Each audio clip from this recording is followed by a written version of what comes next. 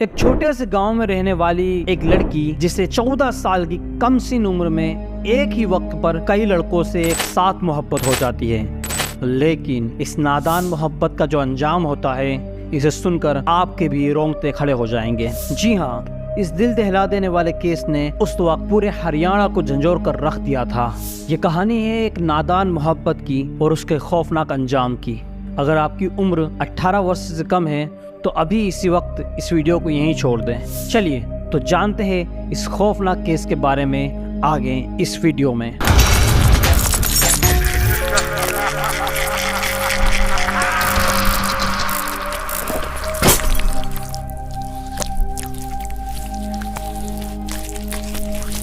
कहानी है हरियाणा की।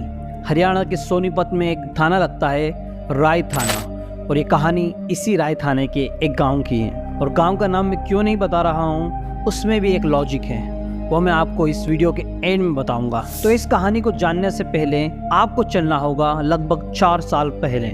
मध्य प्रदेश में एक गांव लगता है टीकमगढ़, और इसी टीकमगढ़ में रहने वाले एक शख्स जिसका नाम होता है गंगाराम। ये कहानी इसी गंगाराम की और उसके परिवार की है। गंगाराम की शादी एक शोभा नाम की महिला से होती है। शोभा की पहले शादी हो चुकी थी।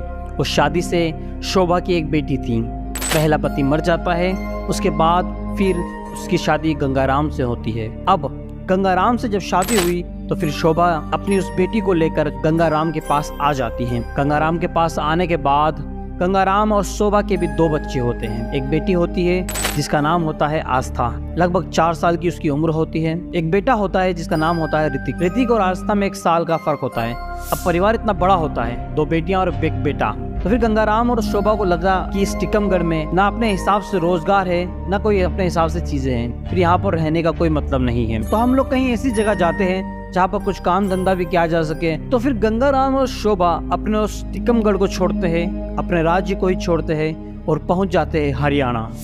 और हरियाणा में ये जगह होती है सोनीपत, और इसी सोनीपत में थाना लगता है राय थाना। और यहीं के गांव में गंगाराम और शोभा और उनके दोनों छोटे बच्चे, बेटी आस्था और बेटा ऋतिक, ये चारों लोग रहने लगते हैं। जो बड़ी उनकी बेटी थी जिसका नाम था नीतू, जिसकी उम्र लगभग 13 से 14 साल की थी, उसको गाँव में ही उसी टीकमगढ़ में छोड़ देते हैं। कहते हैं तुम यहीं दादा दादी के साथ रुक जाओ और उनकी सेवा करो, तुम थोड़ी सी बड़ी हो और समझदार हो, तुम परिवार वालों के साथ रहो। इधर ये गंगाराम और शोभा गांव में रहने लगते हैं। साथ साथ वो काम वगैरह भी ढूंढने के लग जाते हैं। तो गंगाराम राजमिस्त्री का काम करने लग जाता है और पत्नी शोभा, उसे भी लगता है कि घर में रहने का कोई मतलब नहीं है, इससे अच्छा है कि मैं भी पति के साथ मजदूरी करने लग जाऊं। गंगाराम जहाँ राजमिस्त्री का काम करता था, वहीं शोभा भी मजदूरी करने लग जाती है। परिवार की थोड़ी सी आमदनी बढ़ जाती है, बच्चों का लालन पालन भी ठीक से होने लग जाता है। धीरे धीरे वक्त गुजरता है। साल 2021 में ये लोग यहाँ पर आए थे। अब 2023 आ जाता है, लगभग 2 साल का समय बीत जाता है। अब ये लोग यहाँ पर अच्छे से सेट हो चुके थे और अच्छा खासा घर भी चलने लगा था। यहाँ के आसपास के लोग भी इन्हें अच्छे से पहचानने लगे थे और उनके बच्चों से भी मकान मालिक को अच्छा खासा लगाव हो गया था। यहाँ के लोग इन्हें ठीक ठाक और अच्छी छवि के रूप में देखने लगे। अब क्योंकि 2023 आ गया था, इधर जो बेटी नीतू, जिसे वहाँ पर वो लोग छोड़ कर आए थे अकेले, तो शोभा को लगता है कि हमें बेटिया को अब यहाँ पर बुला लेना चाहिए। गंगाराम से कहती है कि हमें नीतू को यहाँ बुला लेना चाहिए, वो घर का काम काज कर लेगी, मैं बाहर का मजदूरी कर लूंगी। गंगाराम को भी लगता है कि हाँ, ये बिल्कुल ठीक बात है, वो यहाँ रहेगी तो हमारी थोड़ी मदद हो जाएगी। इसीलिए फिर फरवरी महीने में जो नीतू है उसको गंगाराम और शोभा टीकमगढ़ से यहाँ पर राय थाने के इस गांव में लेकर आ जाते हैं। अब टीकमगढ़ से वो यहाँ पर आती है। आने के बाद वो भी यहाँ पर रहने लगती है, क्योंकि बेटिया अब 14 साल की हो चुकी थी, इसीलिए उसका यहाँ पर भी स्कूल में नाम लिखा दिया गया। अब वो सुबह का नाश्ता बनाने के बाद स्कूल चली जाती थी।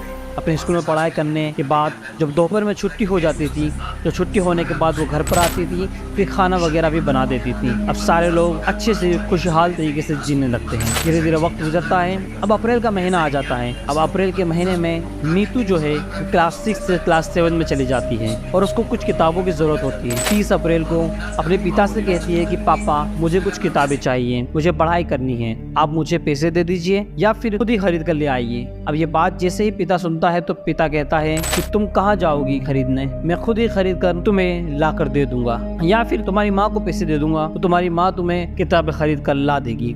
अब यह कहने के बाद गंगाराम और शोभा अपने काम पर निकल जाते हैं। नीतू यहाँ पर अकेली थी। अब यहाँ पर गंगाराम और शोभा राजमिस्त्री का काम करने लग जाते हैं। राजमिस्त्री का काम करने के बाद शोभा अपने पति से कहती है, मेरा काम यहाँ पर खत्म हो चुका है, मुझे पैसे दे दो, मैं किताब खरीदूंगी। अब इधर गंगाराम भी कहता है ठीक है जाओ, लेकिन दोपहर तक आ जाना। जब शोभा घर पर आती है, आने के बाद फिर वो कमरे में देखती है दोनों बच्चे तो है लेकिन नीतू गायब है।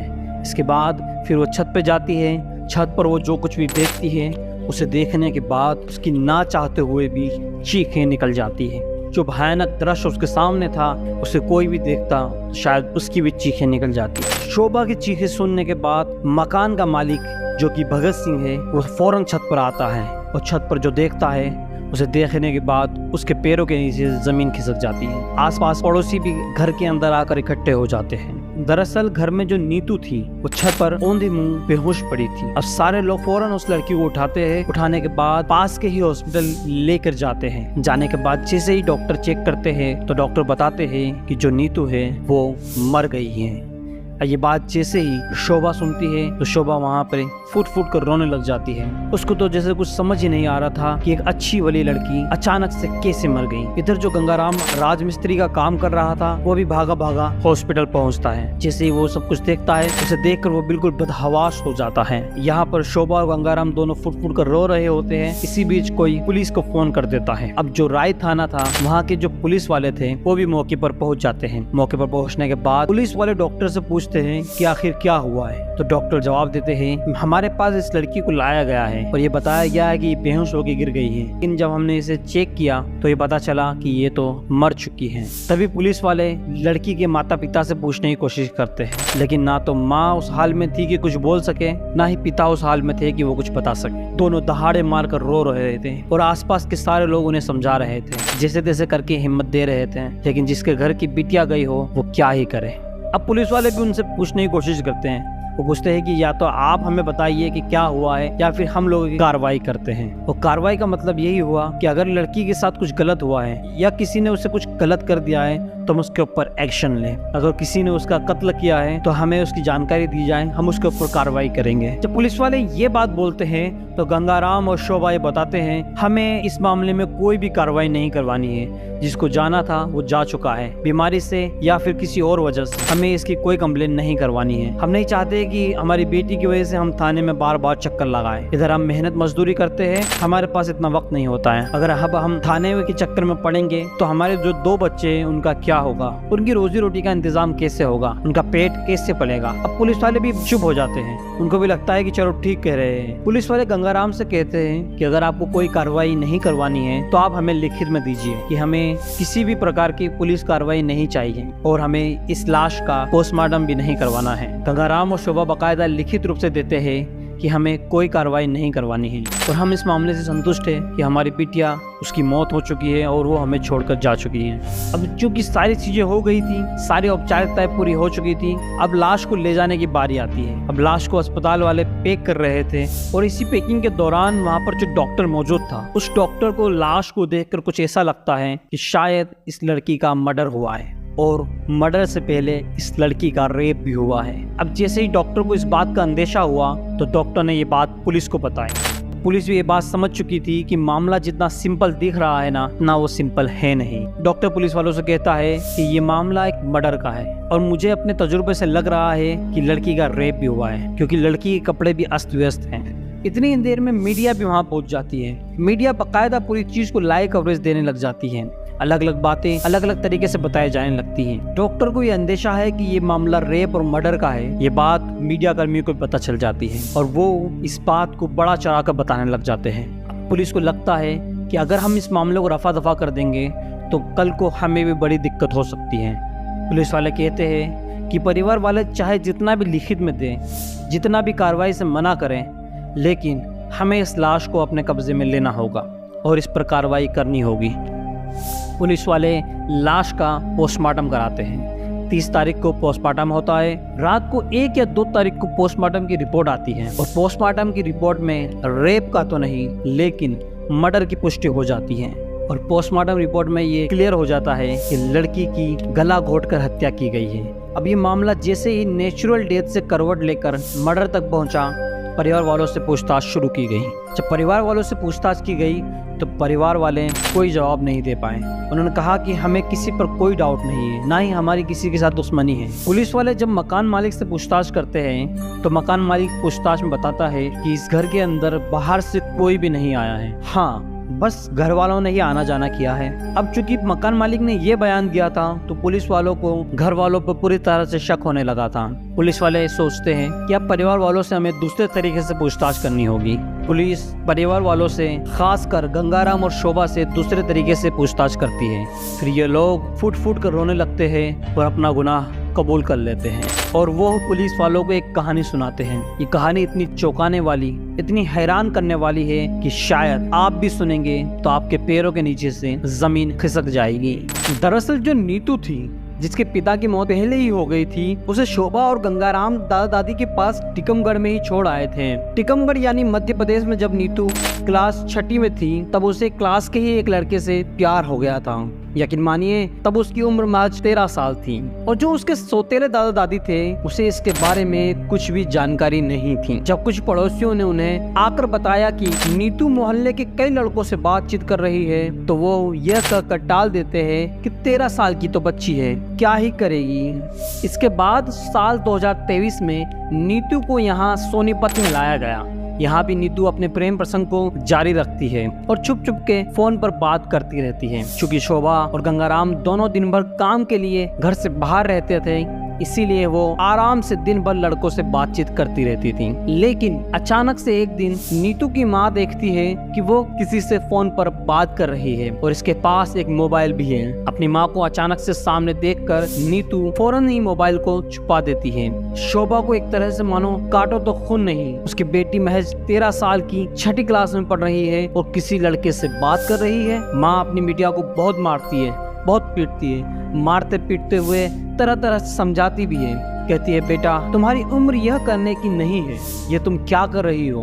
वह उसे अपनी कसम भी देती है।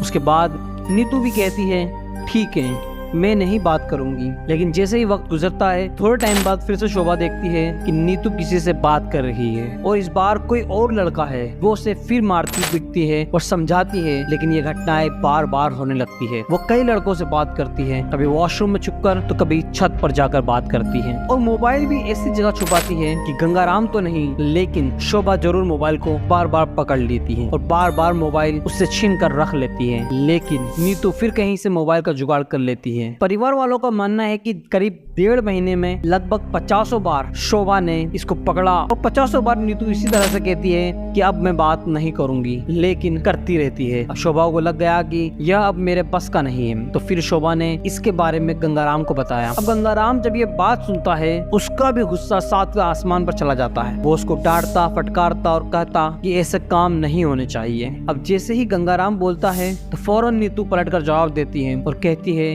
कि तुम कौन होते हो मुझे बताने वाले। मेरा जो मन होगा मैं वो करूंगी, मुझे जिसके साथ रहना होगा मैं उसके साथ रहूंगी। और तमाम तरह की जलील बातें बोलती है और जो उसने बोला था शायद मैं आपको बता भी नहीं सकता। अब ये चीजें लगातार होने लगती है। वो अब यहाँ भी पड़ोसी के लड़के और स्कूल के लड़कों से बातें करने लगती है। परिवार वाले बार बार समझाते हैं, कई बार झगड़ा होता है, कई बार ये लोग मारते पीटते और नीतू इस मारपीट और झगड़े की इस कदर आदी हो गई थी कि वो अपने परिवार वालों के सामने लड़कों से बात करती और ऐसी बातें करती कि शायद शोभा भी सुनती तो शर्मा जाती। अब ये चीजें लगातार चलती रहती है और इसी बीच एक तारीख आती है। तारीख थी 29 अप्रैल 2023 की। जी हाँ, 29 अप्रैल के दिन रात में ये लोग खाना खाने के लिए बैठते हैं। फिर से वही मामला होता है, वही विवाद उठता है कि नीतू किसी लड़के से बात कर रही थी। अब ये बात जैसे गंगाराम सुनता है तो खाते टाइम पूछता है कि ये चीजें सही नहीं है, तुम इस चीज को कभी बंद करोगी या नहीं करोगी। पलट के सीधा नीतू अपने पिता के मुंह पर जवाब देती है और कहती है कि मैं इसे बंद नहीं करूंगी, तुम्हें जो करना है करो और अगर आप ज्यादा परेशान करोगे तो मैं किसी के साथ भाग जाऊंगी। उसके बाद वो खाने से उठकर अपने कमरे में चली जाती है, कमरा अंदर से बंद करती है और परिवार वालों के आगे ही बात करने लग जाती है। अब गंगाराम और शोभा को लगा कि शायद मामला हाथ से निकल चुका है। फिर क्या था, उनको लगा कि अब ये जिंदा रहेगी तो फिर हमारी बहुत बदनामी होगी, इसीलिए वो कत्ल का एक खौफनाक प्लान बनाते हैं। और कत्ल के साथ इस बात का भी प्लान बनाया जाता है कि चाहे जो हो जाए, मर्डर कहीं से भी मर्डर ना लगे। अगर कहीं से मर्डर लगे भी तो ऐसा ना लगे कि इस मामले में हमारा कोई हाथ है। 7 बजे सुबह जब लड़की कमरे में सो रही थी तो ये दोनों लोग कमरे के अंदर जाते हैं। गंगाराम हाथ पकड़ता है, तभी लड़की की माँ यानी शोभा वो सीने पर बैठ जाती है और बड़ी बेरहमी से गला दबाकर नीतू का कत्ल कर देती है। वे कत्ल करने के बाद उसकी लाश को छत में ले जाकर छोड़ देते हैं। फिर ये दोनों इत्मीनान से नाश्ता करते हैं और उसी अंदाज में अपनी नौकरी अपने काम पर जाते हैं। इस अंदाज में पड़ोसी और मकान मालिक उन्हें देखते रहते हैं। काम करने के बाद फिर उसी प्लान के तहत सबके आगे जो वहाँ मकान मालिक और बाकी जो मजदूर थे वहाँ पे शोभा बोलती है कि घर पे जाना है, नीतू को किताब दिलवानी है, ताकि सारे लोग अच्छे से सुन सकें कि ये तो घर पर किताब दिलवाने के लिए जा रही है। उसके बाद वो घर पर जाती है और उसी तरीके से चीखने और चिल्लाने का नाटक करती है। उसी तरीके से हॉस्पिटल में भी नाटक, और इसका नाटक देखकर कायदे से पुलिस वाले भी एक बार सख्ते में आ जाते हैं कि कोई इंसान इस तरह से नाटक कैसे कर सकता है। फिलहाल अभी दोनों को गिरफ्तार कर लिया गया है और गिरफ्तार करने के बाद मामला कोर्ट में जाएगा। तो फिलहाल ये थी पूरी कहानी। आपको क्या लगता है, क्या इस मसले का किसी और तरीके से हल नहीं किया जा सकता था? लड़की नाबालिग थी, उसकी काउंसलिंग भी की जा सकती थी, क्या उसे मारना जरूरी था? इस कहानी के बारे में आपकी क्या राय है, कमेंट करके जरूर बताएं। और अगर आपने अभी तक चैनल को सब्सक्राइब नहीं करा है तो चैनल को सब्सक्राइब कर लें, ताकि हम आगे भी आपको इसी तरह की क्राइम स्टोरीज बता सकें।